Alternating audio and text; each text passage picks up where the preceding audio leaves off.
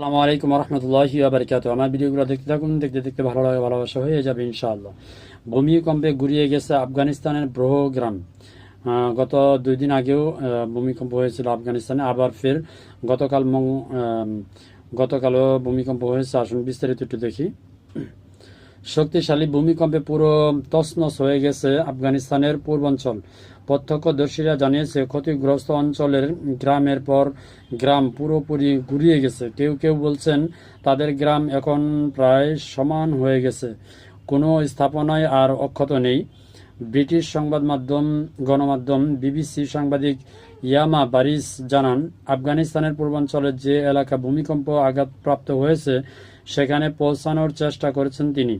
6 মাত্রার ভূমিকম্পে তছনছ হয়ে যাওয়া নাঙ্গারহার এবং কুনার ব্যাপক ক্ষয়ক্ষতির সম্মুখীন হয়েছে।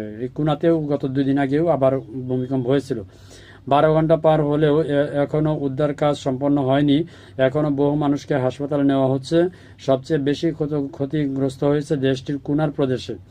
এটি পাহাড় বেষ্টিত অঞ্চল। কিছুদিন আগেও অঞ্চলটিতে ভয়াবহ বন্যা ও ভূমিধসে মারাত্মকভাবে ক্ষয়ক্ষতি হয়েছিল। ফলে সেখানকার সড়কগুলো দুর্গম হয়ে পড়েছে। এখন কুনার সহায়তা পৌঁছানোর একমাত্র উপায় হেলিকপ্টার, এছাড়া বিকল্প কোনো আর রাস্তা নেই।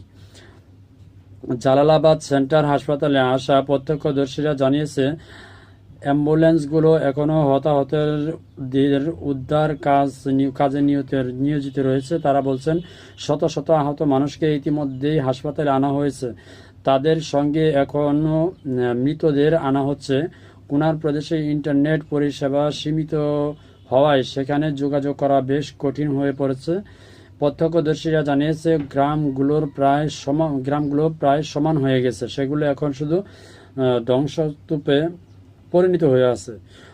প্রসঙ্গত, স্থানীয় সময় রবিবার দিবাগত রাত 11টা 47 ভূমিকম্প হয় পাকিস্তান সীমান্তের কাছে আফগানিস্তানের পূর্বাঞ্চলে আঘাত আনা।